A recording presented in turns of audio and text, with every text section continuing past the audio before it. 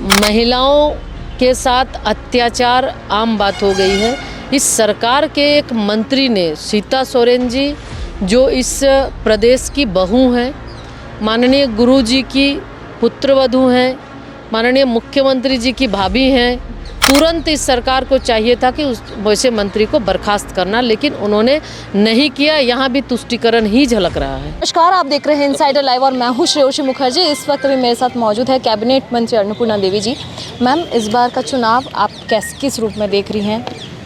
इस बार का चुनाव जनता लड़ रही है और इस प्रदेश को जिस तरह से इंडी गठबंधन, इंडी अलायंस की सरकार ने बदनाम करने का काम किया, राज्य को लूटने का काम किया, जंगल ज़मीन बचाने के नाम पे जंगल ज़मीन को बेचने का काम किया, महिलाओं का पर अत्याचार इस सरकार में जिस तरह से हुआ है, युवाओं को छलने का काम इस सरकार ने की, युवाओं के साथ लाठीचार्ज हुआ, युवाओं के भविष्य के साथ खिलवाड़ हुआ।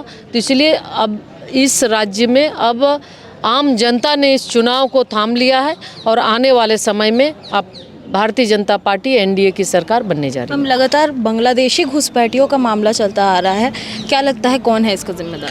देखिए, बांग्लादेशी ये तुष्टीकरण की नीति अपना रही है ये सरकार, और तुष्टीकरण की नीति के वजह से आज बांग्लादेशी घुसपैठिए संथाल परगना से लेकर अगर हम देखें तो पूरे राज्य के अंदर वो एक अपना नेटवर्क फैला रहा है और राज्य की भोली भाली हमारी आदिवासी बेटियों से शादी कर उनका ज़मीन लूटने का काम और कहीं ना कहीं बांग्लादेशी घुसपैठियों को बसाने का काम इस सरकार के द्वारा हो रहा है।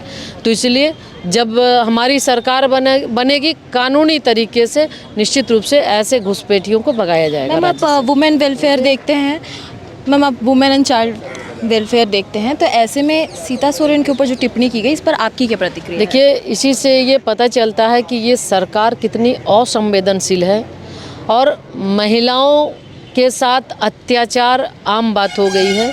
इस सरकार के एक मंत्री ने, सीता सोरेन जी, जो इस प्रदेश की बहू हैं, माननीय गुरुजी की पुत्रवधू हैं, माननीय मुख्यमंत्री जी की भाभी हैं, कल्पना सोरेन जी की जेठानी हैं, और जिस तरह से मंत्री के द्वारा टिप्पणी की गई सीता सोरेन जी पर, तुरंत इस सरकार को चाहिए था कि उस वैसे मंत्री को बर्खास्त करना, लेकिन उन्होंने नहीं किया। यहाँ भी तुष्टीकरण ही झलक रहा है। तो जैसे कि आपने देखा कि ये थी कैबिनेट मंत्री अन्नपूर्णा देवी, जिनका साफ तौर पर ये कहना है कि इस वक्त जो सरकार चल रही है वो तुष्टीकरण की सरकार चल रही है और अब आने वाले दिनों में भाजपा की ही सरकार होगी। और साथ ही जो पंच प्रण जो भाजपा के द्वारा संकल्प पत्र जारी कर दिया गया था, वो संकल्प पत्र में जितने भी पॉइंट्स हैं वो सभी योजनाएं पूरी की जाएगी।